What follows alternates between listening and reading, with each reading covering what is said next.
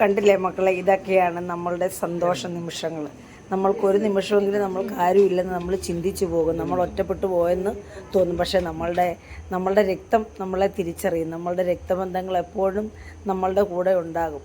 ആരും ഒറ്റയ്ക്കല്ല. കണ്ടില്ലേ, എൻ്റെ ബന്ധുക്കളാണിതല്ലേ, എൻ്റെ ചേട്ടത്തിയുടെയും എൻ്റെ ആങ്ങളയുടെയും മക്കളാണ്. മക്കളും കൊച്ചുമക്കളും എൻ്റെ മോളും ഒക്കെയാണ്. എനിക്ക് ആരുമില്ല, എനിക്ക് എല്ലാവരും ഉണ്ട് നമ്മുടെ ചുറ്റിനും.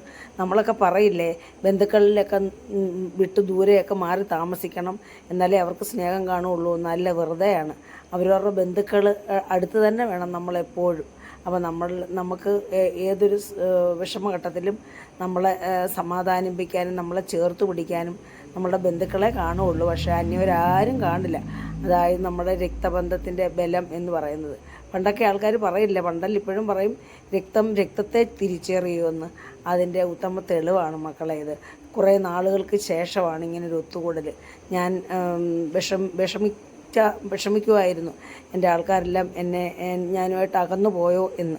പക്ഷെ ആരും അകന്നിട്ടില്ല. കണ്ടില്ല, എനിക്ക് ചുറ്റും ഇനിയുണ്ട് ആൾക്കാർ. ഇതേതാനും കുറച്ച് ആൾക്കാർ മാത്രമേ ഉള്ളൂ. ഇനി എൻ്റെ സഹോദരങ്ങളും അവരുടെ മക്കളും ഇനിയുമുണ്ട്, മരുമക്കളും കൊച്ചുമക്കളും ഒക്കെ ഇനിയുമുണ്ട്. ഇത് ഏതാനും കുറച്ച്, ഇത് എൻ്റെ നാത്തൂനാണ്, വലിയ നാത്തൂന്. അപ്പം ഇനിയുണ്ട് ആൾക്കാർ കേട്ടോ മക്കളെ. ശരി ശരി.